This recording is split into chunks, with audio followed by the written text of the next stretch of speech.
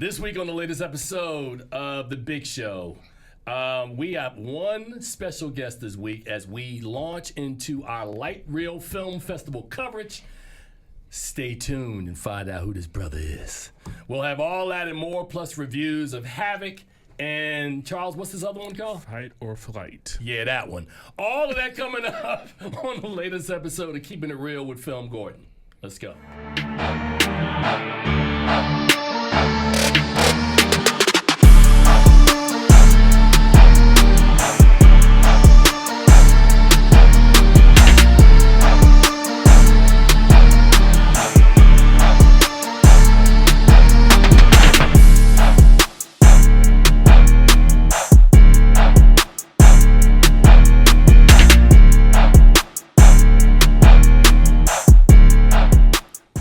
Welcome to the latest episode of Keeping It Real with FilmGordon. I am Tim Gordon, and I am joined by the one, the only, Charles Kirkland Jr. Charles, what's going on, bro? Greetings to you all, and welcome to the new Pope from Chicago. Congratulations, Leo the 14th. First of all, if you was going to do that, shouldn't it have been like a Chicago accident or something? No, that was his accent? Italian. The Pope. But he's from Chicago. He's from Chicago, but he spent a lot of time in Peru and other places. So first of all, I was incensed that somebody made the Francis moment. No, somebody else made the moment about them. We are so proud of you as being the first. Why you gotta bring that up, man? Nobody cares about that for real. Okay, I cared about it. You're focusing on anyway, it, man. We having a Pope that's American now. How about that? I'm not. Never mind. Okay, doesn't move the needle. I'm not Catholic. Anyway, neither am I. But you know. Yeah. Anyway, we got a big show today, man. We got a couple of movie reviews. I can't wait to talk about Havoc a little later on. Just so unnecessary. So unnecessary, man. Look, when I saw the film, I said, Tim, you got to see this thing. Oh my God, this thing is ridiculous. Shane, so unnecessary. Didn't he? We'll talk about it later on. We'll get to it. And then is Fight or Flight is the Fight or second Flight is sister film to Havoc. I'll just say that. Okay, cool. So stick around for that because we're gonna definitely have some fun with these films later on. But now we got the LightReel Film Festival coming up, man, on June the 4th through the 7th, right? And you know, you hear about us talking about this all the time, man. This week, because you know, by the time you guys are listening to us, tickets have been released. So you can go to LightReelFilm.com. Ooh, that's brutal. Yeah, that would have been and pick up your tickets. But the next several weeks leading to the festival, Charles and I have sat down and decided that we need to bring in some of the filmmakers whose films will be gracing the festival. And we're starting off with a brother that I literally met. We've known each other, about 6 months? Yeah. Was it about 6 months? Yeah. Met at a party. Brother told me, hey, man, I'm finishing this movie. I was like, I got this festival. Let's make a deal.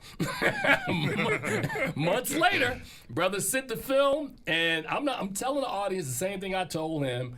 I was 10 minutes in, called my significant over to watch what I was watching.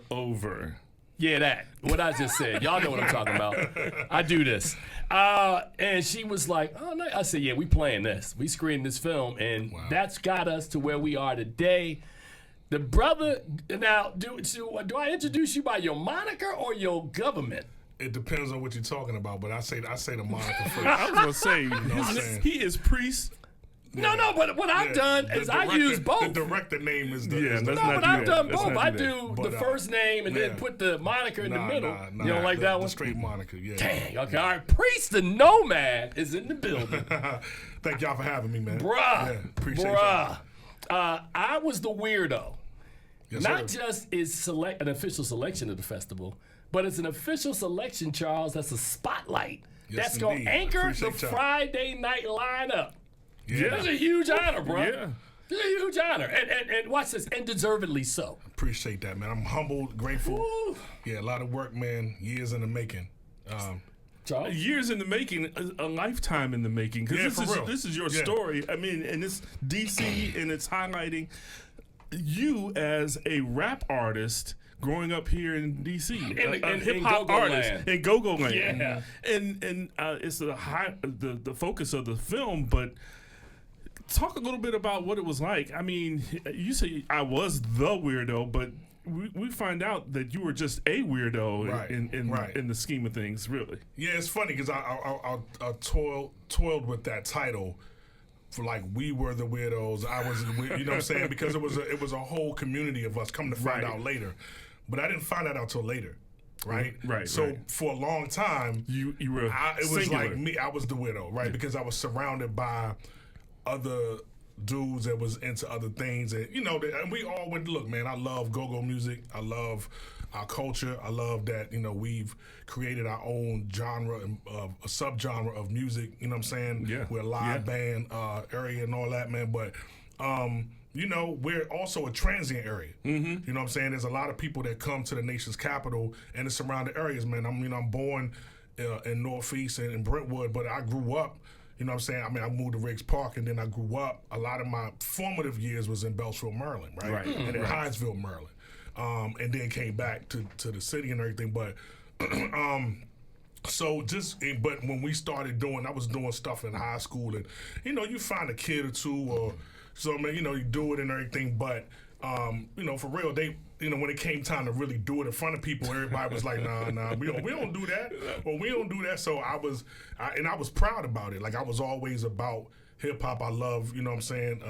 It spoke to me. The culture spoke to me. You know what I'm saying? I was a dancer, b-boying, some saying MCing. Like, I started doing stuff, and then jumped on the club scene, sneaking out of high school, and that's when I really got into the city and got into the club scene as a dancer, and then that kind of brought the rhyme thing back. So, even though I went, DC, Maryland, all that, but everything that we did was in the city. Right. There was no scene in Maryland or Virginia. I mean, everybody came to the city, so everything that we bricklayed was in the city. Right. So between the clubs, between U Street and all that. So my question is, and I sort of kind of understand that, the art grips you the way the art grips you. I'm trying to figure out, growing up in this area where go-go is so prevalent. Like, I moved here in '85 and knew nothing about the scene, and here I am now 4 decades later. I'm like, I couldn't imagine. As far as go-go? I'm talking about the go-go scene. Okay. Like, you were immersed, and I don't know how old you are. I assume. Oh, I'm a proud 52, brother. About to turn 53. Man, my time June 1st is the birthday, man. It's Fly Gemini. Look, you know what I'm saying? You a young man. You know what I'm saying? So I'll be 53. You a young man. I wear that with pride, man. You know what I'm saying? But I'm saying, in this area, though, Priest, go-go, it's not just the home of go-go, Chuck and EU and Backyard. Like, so you're immersed in the go-go culture. What spoke to you that gripped you and said, go-go is cool, but man, this hip-hop. I loved both, man. I mean, we went to go-go's. I mean, my era growing up in the 80s, man, was was the of course it was Chuck and Essence and EU and all them. Right. And then one of my heroes was Heartbeat. And his was Central Groove back in the day. And in fact, they was out in Maryland, went around my way. You know what I'm saying? So those was the dudes that we could touch. You know what I'm saying? So shout out to Heartbeat and the Congo Hour, all that stuff, man. So like him and his brother Rick, God rest his dead, man. They was peoples that we could touch, and we would go see them and another. But also what was happening at the same time was Frank Ski was here, and he had a show at WDCU on 90.1 called Breakers Delight. And that was in the 80s, and it was in the mid-80s. Right. So I'm like, junior high and then coming into high school, 86, 85, like peeping that. And that's what introduced me to really, really all the hip-hop culture and the groups, because that's when I learned about Cold Crush and Flash and Herc and Run DMC and all that. And then, them tapes started coming down, right? You recording them shows and Roxanne, and then was dudes from here that was doing on those shows. Because my man who wound up being one of my crew members, my man Sub Z, he was with a group called Dynamically Fresh, that they had a video at the Capitol. in like '85. You know what I'm saying? So, and then there was stuff down the, you know what I'm saying? Was it the Brayburn building, all that stuff? Right. Building, yeah. All of that stuff was going on. B-boys and F Street, they was breaking down F Street. You know what I'm saying? Back in the day, you know, this is when Junkyard used to be down there. Right. So it was like, you know, and one of the things I talk about in the doc is that there was a meshing of go-go and hip-hop from the early days. And this is one of the reasons why, is because a lot of the break beats that the early pioneers of hip-hop, Grandmaster Flash and Herc and them, what they used, those were DC funk bands. You know what I'm saying? Skull Snaps, Chuck Brown and Soul Searchers. That's where the Paid in Full beat comes in from. So a lot of those, they learned about DC bands, you know what I'm saying, through the break beats. And so they started, you know, playing those breaks and everything, and then starting to collaborate. And so you saw on the doc, I DJ talk Cool about and then Herbie Love Bug, and all of them started using the beats. And even I mentioned that, but even before that, it was EU and Curtis Blow, Party Time. Yeah, right. You got that. You got then you got Drop the Bomb when Melly Mel and them did it because Trouble was on Sugar Hill. You know what I'm saying? Records. Yeah. So and then remember, Junk was on Def Jam. Junkyard was on Def Jam. Yeah, look at the word, the sardines, the pork and beans, and the word on the flip side. That was a Def Jam record. Wow. Yeah, I didn't know that. Yeah, they were on Def Jam. In fact, they was in the movie Tougher Than Leather. I remember them being in that. Yeah, that's why they was in the movie because they were on Def Jam. Huh. You know what I'm saying? Rick Rubin helped produce that. He helped produce. You know what I'm saying? He put the production, you know, like to you know, format the go-go to make it, you know, fit the format. But yeah, he was behind the word and, you know, like kind of blending with them on that, like officially. So yeah, the word and Sardines and Pork and Beans, that was on Def Jam. I had heard rumors about the DC hip hop culture, but by the time I mean 86, I graduated and I'm gone to Baltimore because that's where I could really touch my hip hop. But and I, like you said, I grew up loving go-go. I heard it all the time, but I didn't get to develop my love for hip hop here in the city. I had to go north. But there was another culture that was happening, and you touched on it a little bit. The singers and the jazz culture that was also growing in DC. That I'd like to talk about that. Somebody needs to talk about that as well. But it all started coming out of that U Street corridor that you were talking about. The jazz is one of the foundations of the city. I mean, you talk about Duke Ellington. Yeah, right. I mean, Duke Ellington is here. You know what I'm saying? One of the things I talk about, Old U Street. The first, the you know, when after post Reconstruction. And out of the blacks, you know, DC was one of the areas, man, with the most freed slaves, right? Right. So we had the empowerment of slaves. They had upper echelons of skilled laborers here. They built that George Washington purposely brought here, literally to build the city, right? To build the Capitol, to build the White House. So after that, a lot of them was able to obtain their freedoms and stuff like that. So what happens is you got a whole, but they was cool because Maryland and Virginia were the slave states, right? So they had the district where a lot of the blacks happened to be free, and they could buy their freedom more so because it wasn't a big agriculture area. Right. You know what I'm saying? Right. So because of that, then you had, but the segregation was hard, right? So all of those prominent blacks then took those skills to U Street. And you have that corridor of black businesses that all established, and they were doing so many business, but all of them had the speakeasies, right, underneath. You know, that's where Crystal Caverns, then later Bohemian Caverns come through. You know what I'm saying? So it was all of these, a whole bunch of them. You know what I'm saying? Around the corridor, you had remember it was a Mary McLeod Bethune, I think, was on Vermont. And you know, it was so many people, but you know, you had the Cab Callaways and Duke Ellingtons and Miles and all of them. Yep. So the jazz is rich. You know what I'm saying? That's always been rich. And so that whole thing, and there's a great history of jazz. I mean, with, you know, the Howard Theater and the Lincoln Theater, you know, Crystal Caverns, and, you know, all of that. So, damn, bro. Look, it's funny. We have that's the thing about this doc for me, man, because like I went into it just trying to document our resurgence, because we were the resurgence of U Street. And that's why this story is very valuable, because when people think about U Street, they think about the original U Street, right? They think about Duke and you know, and Billy, Billie Holiday coming, Black Broadway, right? Exactly. But they don't understand what happened after the crack era.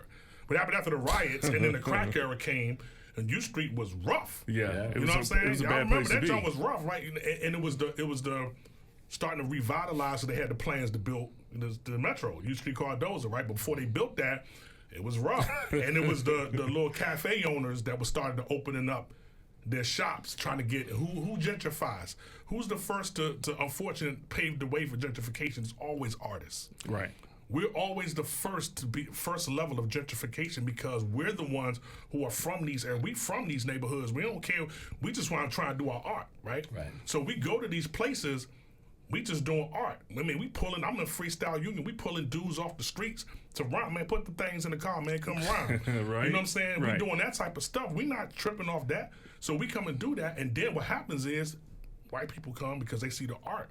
Right. And then they're like, oh my God, you know, and then we doing this, and because we touch dudes in the neighborhoods or whatever, it's a safe space. We build them, you know what I'm saying? My man Kokai talks about that on the doc. We built that safe space, and then they can become comfortable. And once they start becoming comfortable, you already know. Yeah. That the next step is y'all got to go. They're like, oh, we're going to start buying up. Yep, And that's there what it is. happened. And then you have, let's get rid of go-go music. You can't have that Oh my playing. God, man. So Well, you see how that worked out. Right. Well, no, right. that's what I was about to say before you And that's went why I into your love the latest city. point. You know what I'm saying? Is that it's funny as an outsider, right? Like Charles grew up here, you grew up here, but I'm saying I'm an outsider who's been here long enough.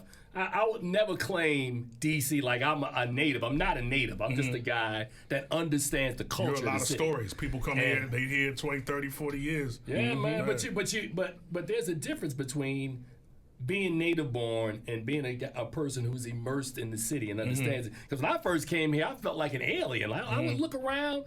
You know, people were talking about the love of the mayor then, Marion Barry, and all of the stuff that was going on and the music in the city. I can't even say it like y'all. But being around this energy and all these black people, that was the first thing I noticed when I moved here. Yeah, black Because promise. in the middle, in the mid '80s, this really was Chocolate City. Chocolate City. And Petey Green, all of them. Oh, Yeah, man, come my on now. gosh, yeah. Yeah, man. So, but I remember listening to Go-Go early in the game, and I had knowledge of Go-Go from like Trouble. I remember Pump Me Up came out in like '82, I think it was, right. and I remember going, man, that's different. And not no, I'm saying because nobody knew what Go-Go was, You know how many right? times that break beat has been used in hip hop? Oh my God! I mean, like, Yeah. good gracious, man. Like, and you know, and that's the joint that Melly Mel did over. Like He did, yeah. he did it over. You know what I'm saying? I still think to me to this day that is one of the most amazing Go-Go songs ever, man. Like I'm like, how? And then I saw him play it. Like I think it might have been on Soul Train. They showed up and did a version. I'm like, it's got to be one of the most difficult songs to play because you think of all that percussion that's in that song for that amount of time. I'm like, wow. There's no stamina. amazing. There's no stamina like go-go drummers. I was and gonna say, percussionists, the reason why it's called go-go is because you just They keep keep on going. going? Go. the stamina. That's why they all. Man, the industry comes here and pulls musicians like crazy from here because of that. Right. There's a story with I think Questlove on his podcast was talking about. My man was telling me that Questlove was talking to somebody. It was a big rock group, and I can't remember the group, but they were like they had to have 2 drummers on tour with them, and they were like, well, "Why you got 2 drummers on tour?" They was like, "Well, we have to. Our show is 3 hours." They was like, we have to do an intermission, so we have to use 1 drummer for the first half of the show, and another drummer. He said, "Man, you need to go DC and pull one of them go-go drummers." And he was like, "Go-go? What's go-go? What's go-go? And then Quest, I heard Quest took him to a go-go. I think he took him to it was a EU. Probably. It might have been I think- Juju or something like that. Yeah. Like it was somebody like that, and they wound up grabbing him and putting him on tour. It was like, yeah, they go all night.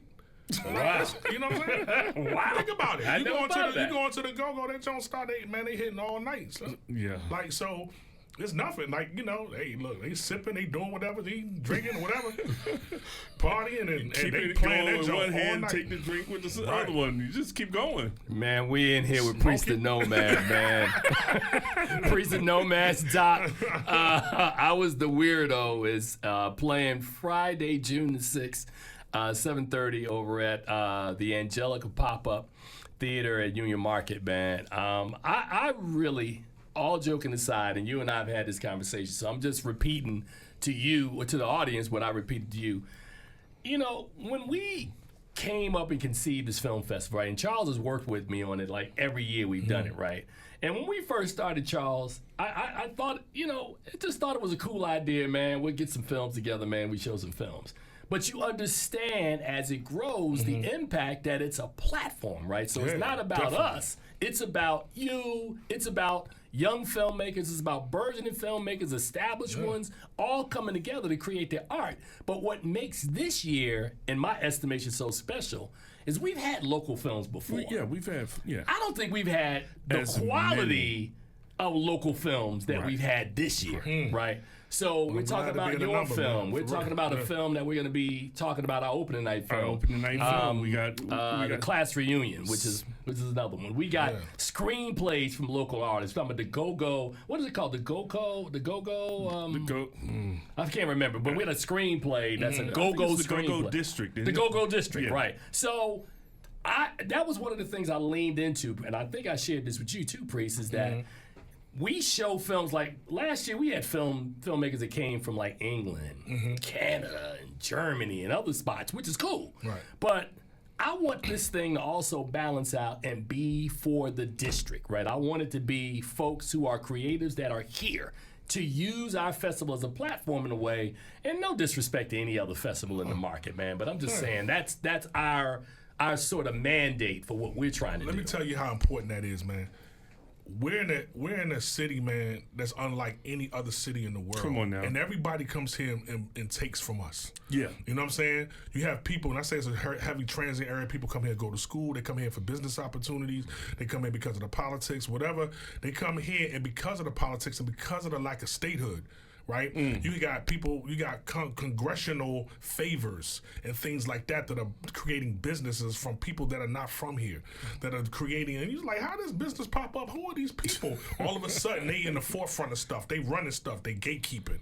They doing all of this stuff, man, and then they bringing their people, and then they just, this has been the story of my life, man. That's why, a lot of my stuff has stayed underground. I had to create my own movements because there's so many gatekeepers that are not from here, and then people that are from here that just getting the bag and getting the check, and then and capitulating to that, right? And not staying true to a purpose of, hey man, we have to really, really shine the light on the excellence in here, and that's why so many people leave here. The people that are from here that are do big things, they go somewhere else, right? And they're more appreciated than that. You know what I'm saying? So I'm not in a space, in a lot of part of my life where I can do that. You know what I'm saying? I got a lot of responsibilities. I'm, caregiver, my mother and all that stuff. I was like, man, plus somebody has to be here. Somebody has to be home and hold it down. So when people come here, they know, oh no, you got to go holler at Priest, or you got to go holler at these people or these cats over here that's doing this or whatever.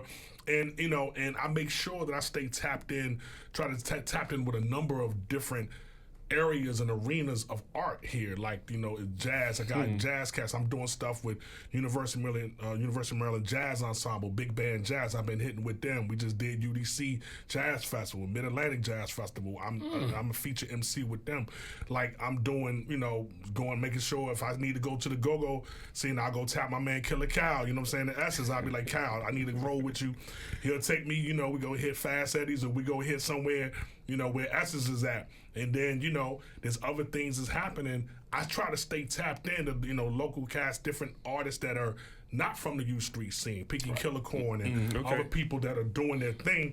I try to stay tapped in because we are so much, and that's my Gemini personality, right? Multiple sides, right? I see the value in each side. Right. So I always try to stay tapped in, and so that I know people from all different types of arenas. You see how hard it is to walk and back here. I started seeing so many people in the studio, from all walks, and it's about giving love and staying true. One thing about this city, we respect the real.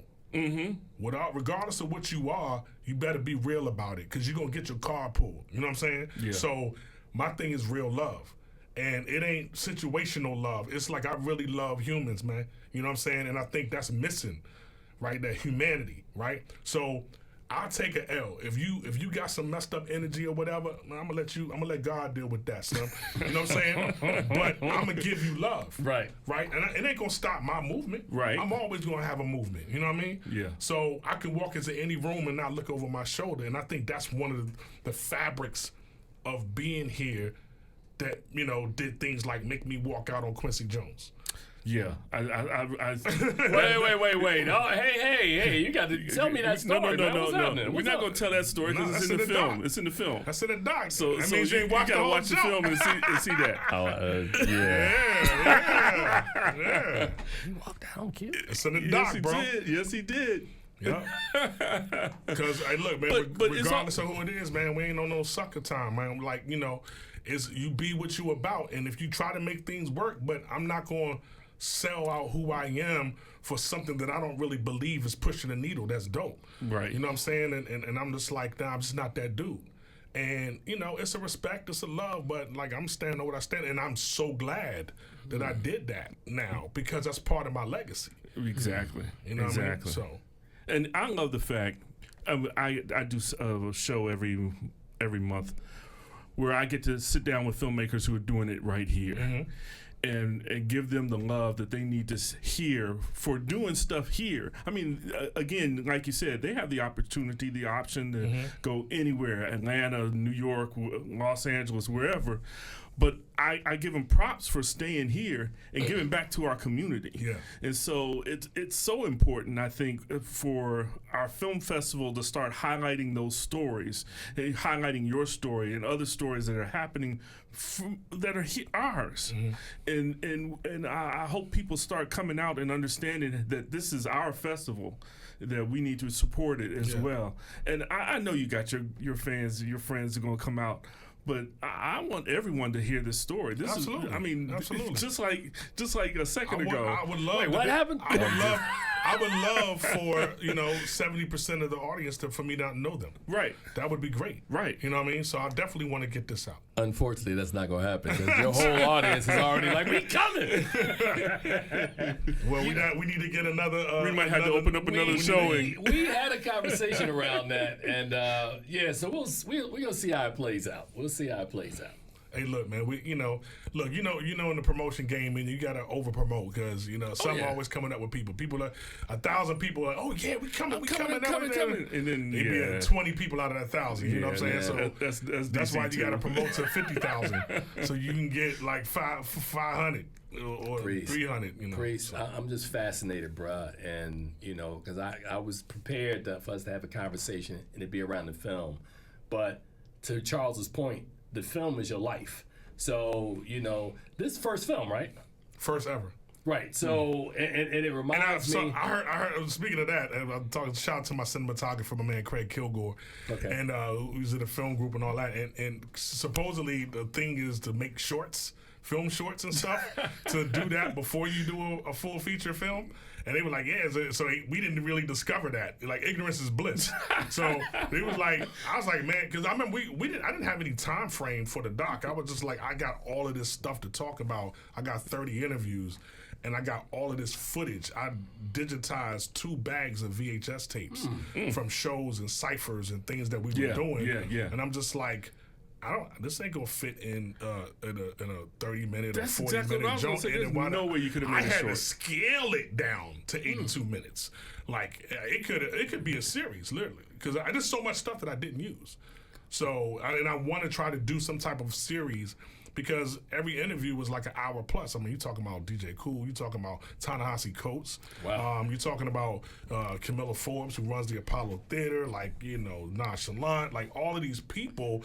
How are all these people connected? That's DC. Right. That would bring Chad Boseman here to Howard, them, and Stinky Dink all in the same, you know what I'm saying? Like, how does that work, right? As DC.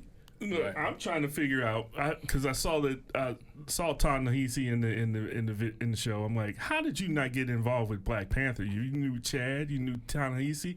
I mean, because I don't know if you know this, but Ta-Nehisi was the one that Ta-Nehisi was the one who set the blueprint for Black Panther as we know it today. He wrote the comic. He wrote the comic. He was a writer. Marvel hired him to write the comic. He wrote the latest edition of the comic. I mean, it was created by Stan Lee and Jack Kirby, but Coates is the one who created the vision that we see that Coogler put on the screen. And so just to see, I mean, it's amazing the connections that you have. I mean, Chad and Coates and so many other people. It's just a fantastic video. How do you get from Chad to Biz Marquee? I'm confused with that. The other way around. Yeah, I was gonna say it started the other way. Yeah. Right. How do you get from Biz to Chad? Again, and see the I'm not really a self-absorbed dude, right? So I didn't. It was a big. I really tried to not make this about me, and I was trying to. But my story is the glue, right? So I've connected to so many things and to so many arenas and generate. And like everybody thinks I went to Howard University. I did not go to Howard University. Everybody, like, I hear people hitting me like, "Yo, HU, you know?" I'm like, "Yeah, you know." And I'm like, "That's family. That's family." But I didn't go there. Like, you know what I'm saying? But Maryland, right? Huh? Maryland? No, I didn't go. I went to a year at Hampton. I went to a year at Hampton, like 91, 92. But it just didn't fit for me. You know what I'm saying? It was cool. I met some real great people down there. I danced down there and everything, but couldn't go back and all that. So it was a blip. You know what I mean? And I didn't go straight from high school. Like, I was on the club scene, and I went down there. A lot of people knew me from the club scene in D.C. because everybody came to D.C. to party. Right. They was going to the Ritz. They was going to the Chapter 3 or Mirage and all that type of stuff. So that's the thing. It's like, I haven't been, but I've been involved in generations of art at Howard. Yeah. So the early stuff in the early to mid '90s was the era of my man Young Guru and Tracy Lee and them, and all that stuff, and Power Move and doing a cultural initiative. Hip hop conferences and all that type of stuff with my man Tim Jones and all of that was that arena, and right, and then after that comes, and that's D-Dot and all of them and Puff, like before, like right after that, and then after that is the era of Camilla and Chad and then Ta-Nehisi comes later, so they're younger than me, right? But I'm involved in all that because I'm U Street, and a lot of them cats came down U Street to do stuff. So every time we doing something, we wind up being back at Howard. I was dancing for somebody at Howard, Steph Lover. Steph Lover was rhyming. My sister Steph Lover was rhyming, and I was one of her dancers.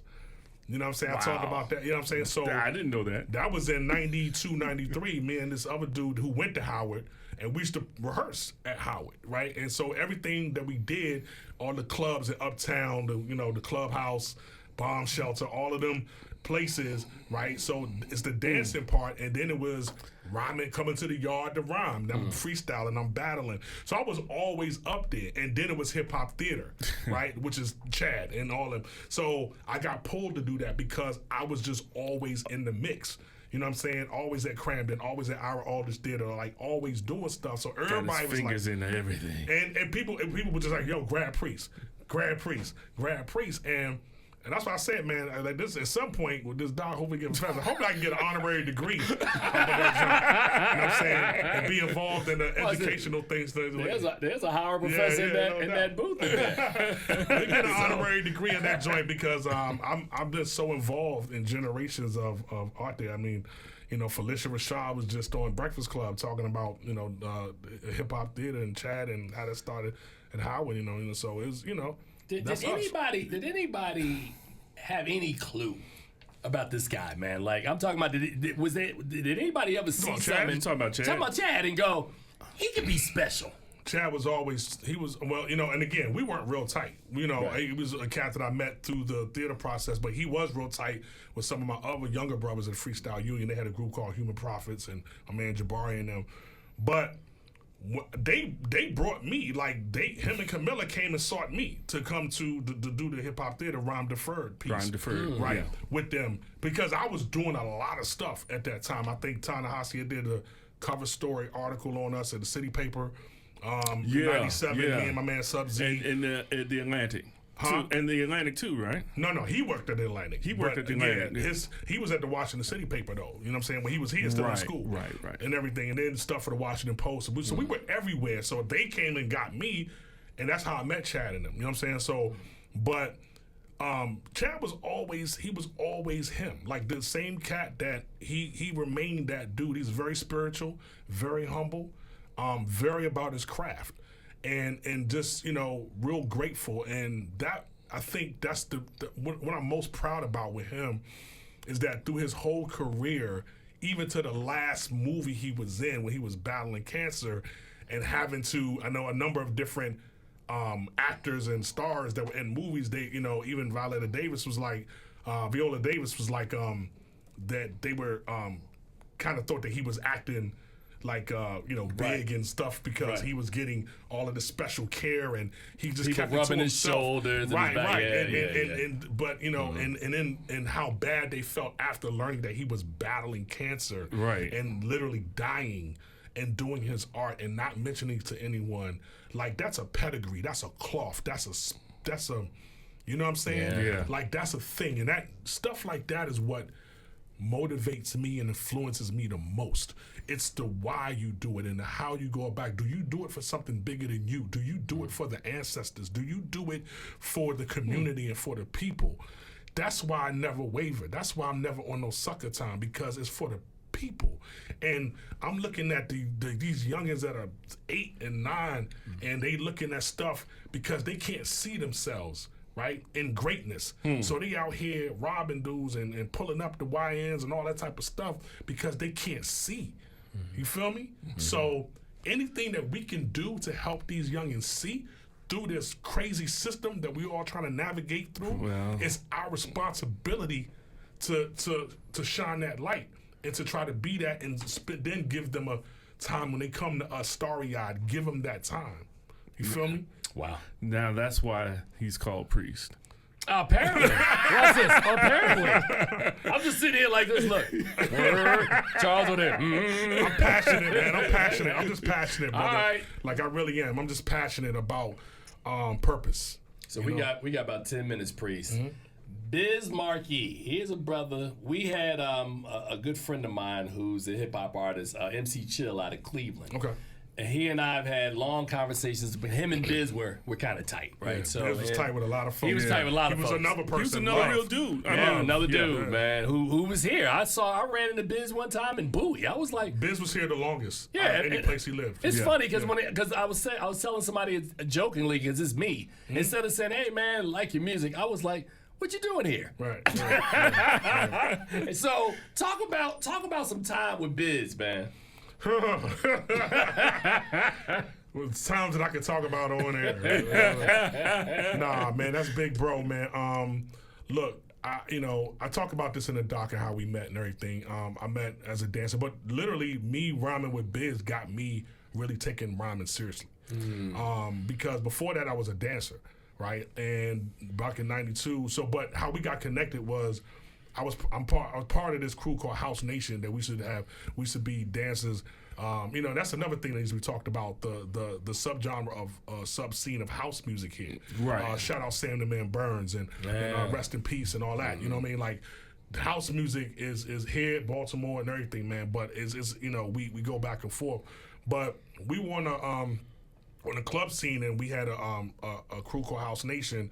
And Tone was a part of that. That's why Tone's on the dock. You know what I'm saying? So we did that, and that's how his guy who wound up becoming his manager, Monty, Lamont Wanzer, it was part of House Nation. And so they wound up starting to throw parties. He was part of that era of Rhonda Berry and them, and they started to do the Ritz and the clubs and stuff like that and throwing parties, and they started doing parties with Biz. And because Biz started DJing around that time. And it just happened to coincide, and then so Biz loved the way Monty was doing, so he started managing, and Monty was managing me. He started like, yo, I think you need to really start like rapping, because I was ciphering and rapping so much after the clubs and stuff. He was like, who's the dancing dude that was just dancing? The dancing dude is He got bars. But every time I come out the club, they be ciphering. I'm like, oh snap, let me jump in. I start battling, stuff like that. So people just knew that I was like, rhyming. So that's how we linked up, and we wound up linking up when they did a party with him down University of Virginia. Shout out Kenny Johnson down there who was doing that, and that's how I got the audio of us freestyling. Kenny and Slim gave us that audio. Nice. Yeah, of us freestyling, going, rhyming, battling. It's not battle, but just rhyming at the party. And then after that, Biz was like, yo, man, you got skills. He's like, yo, you got skills. But you need to listen, though. I got some things to tell you. That type of thing. And so, yeah, we just kind of, and then we separated because they started doing their thing, and I'm fine. But later on, when I became an engineer, I started working with him again as an engineer. And that's when we reconnected, right? And I was recording a lot of his stuff for Yo Gabba Gabba. When he was doing that show, and then when later stuff that he did, like on Bumpy Knuckles' album and stuff, I recorded in Bowie, actually. Yeah. There's a studio, a little freelance studio I was having down there. So, nice. Yeah, so I was kind of just, it was one of those things we always connected periodically, type of thing. But he was very influential, man. Priest is the glue. The one thing I want to ask you, I mean, I don't think you really covered it much in the movie.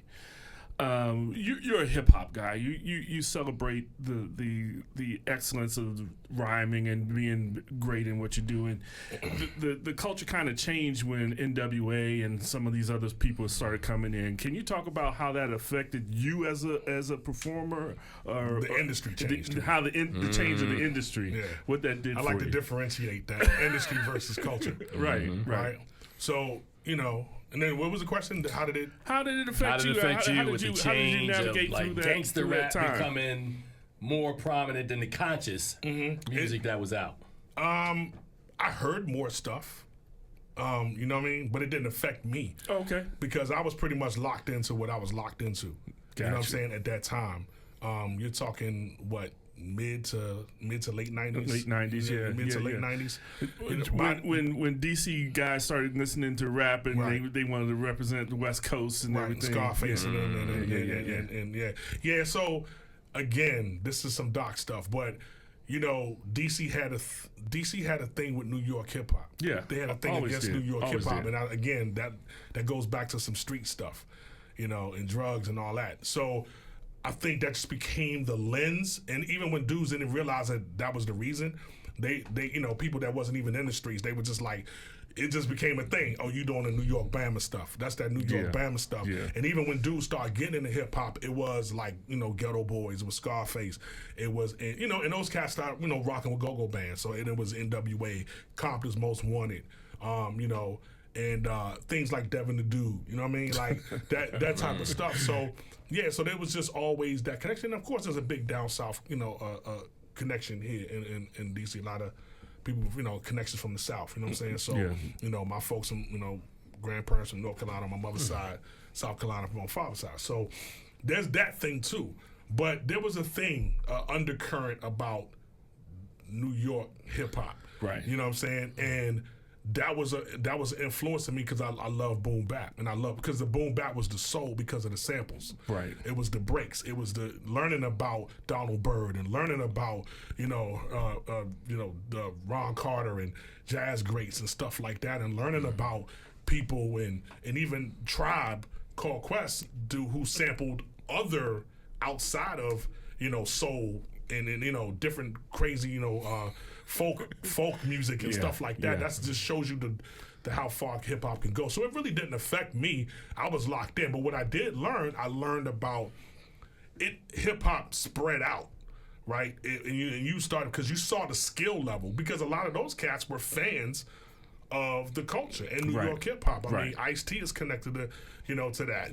Like a lot of the early, because a lot of that stuff, New York was the start, right? So every area had that lens and those influences. So you had people that really took the craft of rhyming seriously from every city that they was in. So that's, to me, that's what it was about. It was about the craft. Even if you, regardless of the subject matter, right, I could appreciate the craft.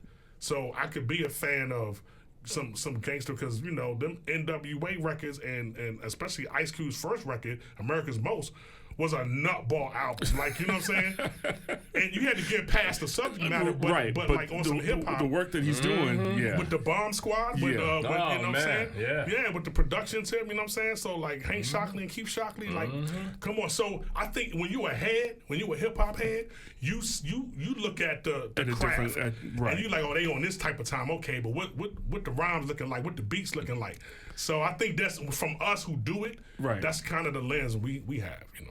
Okay. So I was gonna ask you, man, like for the audience that's coming out, man, to watch the movie, but I guess the last 45 minutes, you've set up the movie for people to come out and watch it. Well, you know, it's funny because the questions come and the doc addresses it. So, it does. You know what I mean? Like literally, that's one of the reasons why I had to make it that length, because there was so much connection, and it was a thing of discovery.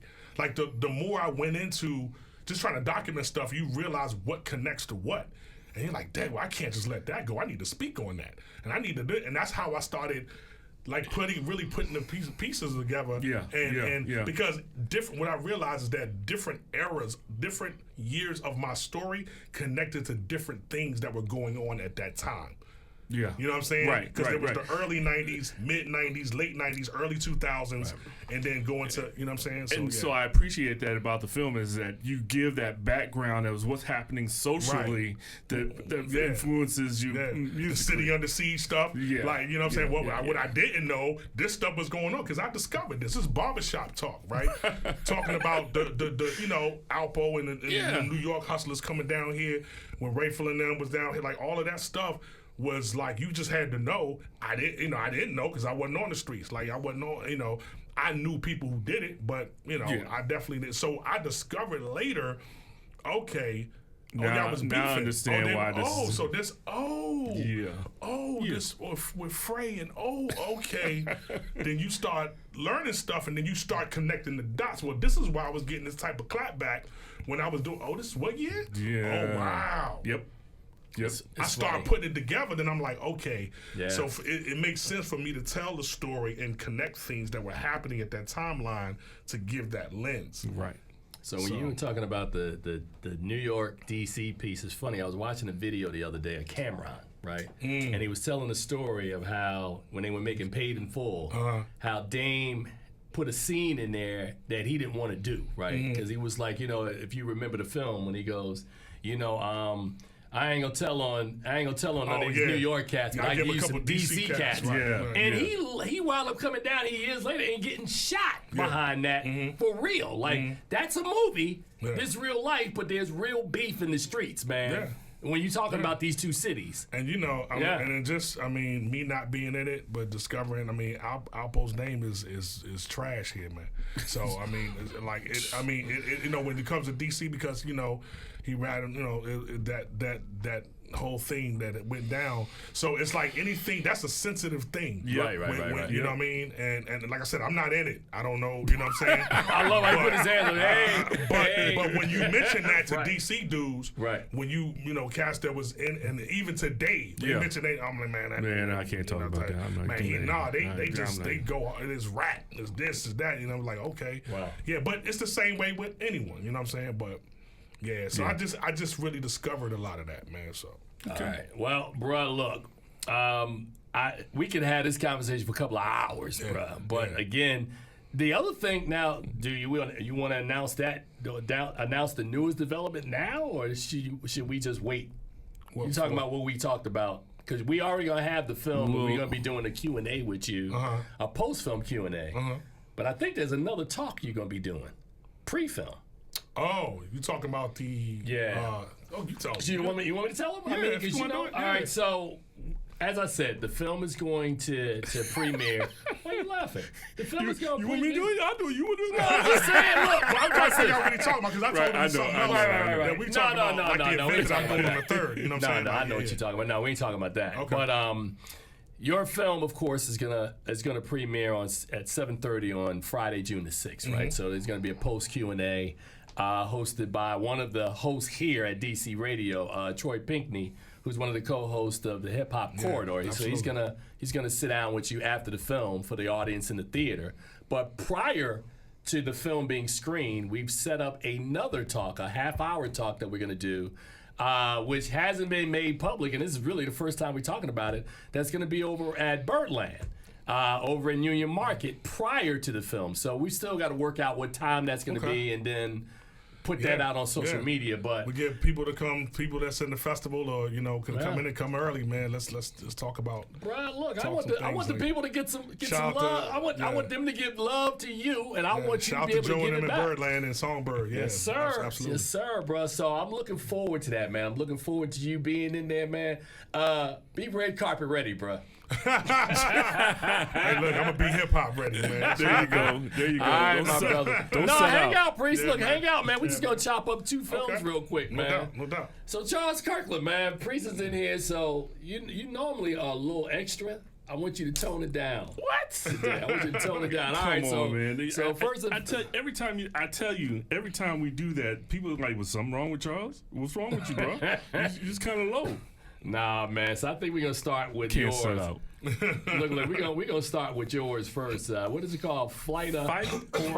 Fight or flight. You got the description up? I do not. Oh man, come on, Charles. Please let me know when these Johnsons are showing too, because I want to make sure I'm. Oh no, they're in theaters this weekend, I'm assuming. Okay, Fight or Flight. This is a mercenary takes on the job of tracking down a target on a plane, but must protect her when they've been surrounded by people trying to kill both of them. It's directed by James Madigan and stars Josh Hartnett and Sharitha Chandran and Katie Sackhoff. All right, bro. So give us a breakdown, man. What's this movie about? When I saw this movie, I said, "Oh, this is just bullet train on a plane." Basically, that's all it is. I mean, from the beginning of the movie, Josh Hartnett is this washed-out ex-Secret Service guy who gets called into service to track down this person because the CIA has crapped the bed, and they're returning to him to save this person off a flight. Unbeknownst to him, everybody on the flight has now become aware that he's on this plane, and he's like persona non grata throughout the spy espionage world. So not only are they trying to capture the person that he's going to capture, but they're trying to kill him as well. So he's got to fight from beginning of the plane ride to the end of the plane ride, just killing people and in creative ways, I can say. There's one scene with a chainsaw. And how do you get a chainsaw on a plane? I don't know, but they explained it decently, I suppose, in this film. So there's another scene in there where this one woman is fighting him, and she engages with his manhood in a way that I was like, I'm very uncomfortable here. Ultra violent, over the top, but it's a lot of fun. Wait a minute, this was ultra violent? Yeah, this was ultra violent too. This is a theme that we're having for the show today. My God, ultra violent. Wow, and you watch both of these movies? I watched both of them. You sure you don't need some therapy? You good? Wow. This is the therapy, man. Right, pretty much. Exactly. Talk it out, man. So yeah, it was again violent but fun, and it's one of those just turn your brain off and then sit back and relax. All right, cool. All right, so what are you gonna grade this thing? I give it a C+. C+, huh? Yeah. All right.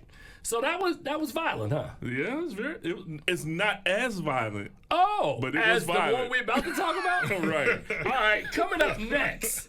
After a drug deal gone wrong, a bruised detective must fight his way through the criminal underworld to rescue a politician's estranged son, unraveling a deep web of corruption and conspiracy that ensnares his entire city in havoc.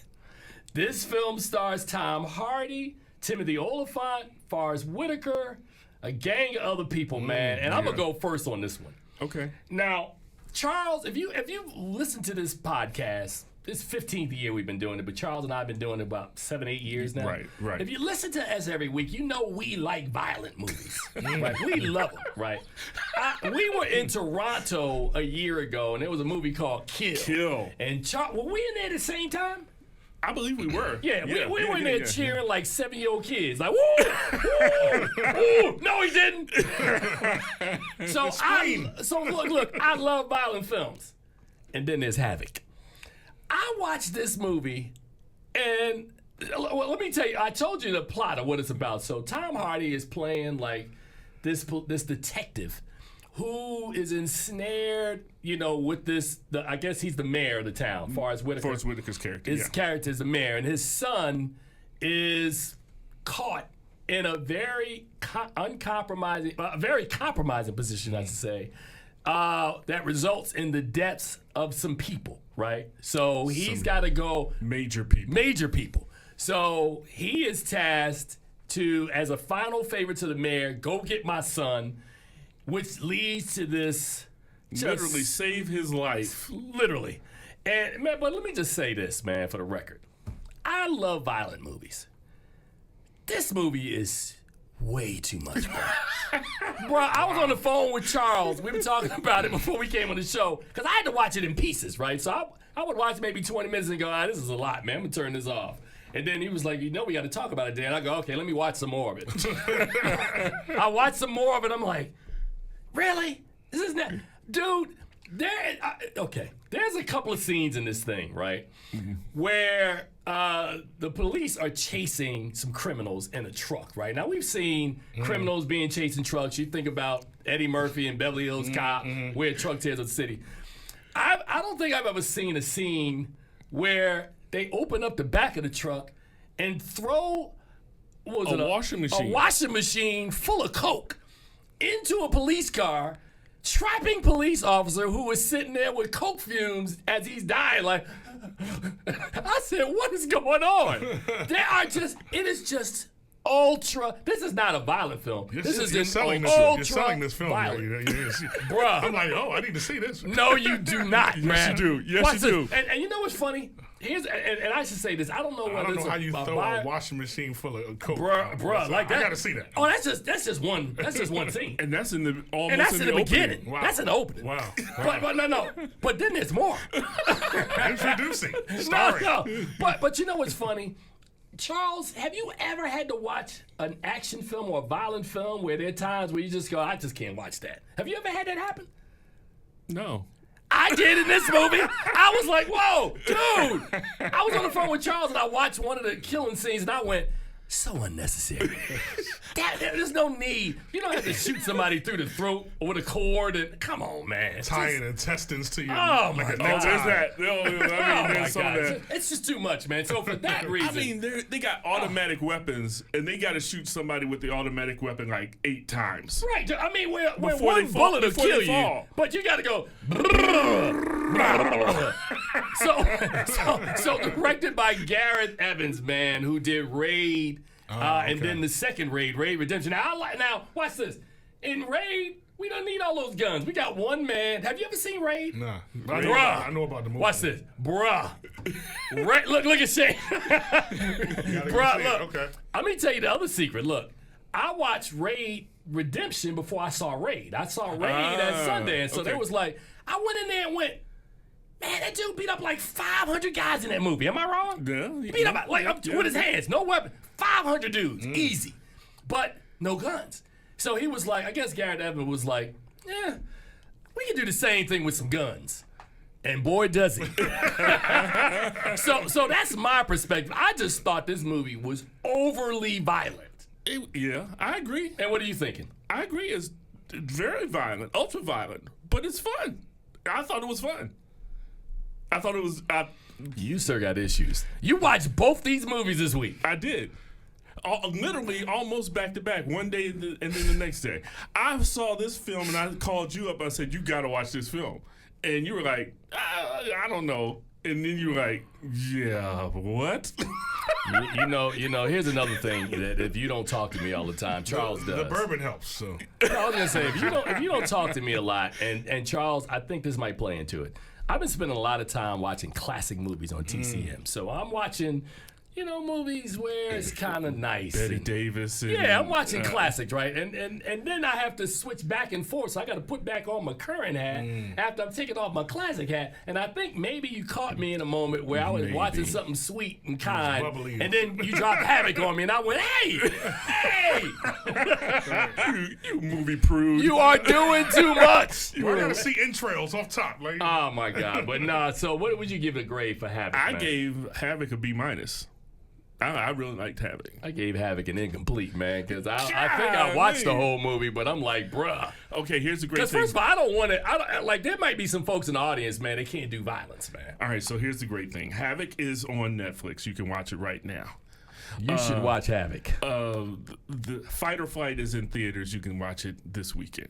Whatever, man. All right, so as we tell you, because we got to wrap this thing up, man, as we tell you guys every week in closing, please watch something good at the movies. If you got a soft psyche, I wouldn't watch either of the movies we just talked about. I wouldn't watch either one of those.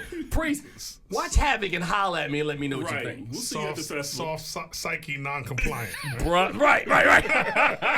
Oh, and on behalf, one more time, man, giving it up, man, today for Priest da Nomad, man. Appreciate Thanks you having me, man. for coming through, man. Charles Kirkland, man, my ride or die, Yes, bruh. yes. I'm Tim Gordon, man. We out, man. We'll see you guys next week, man. Peace. Peace.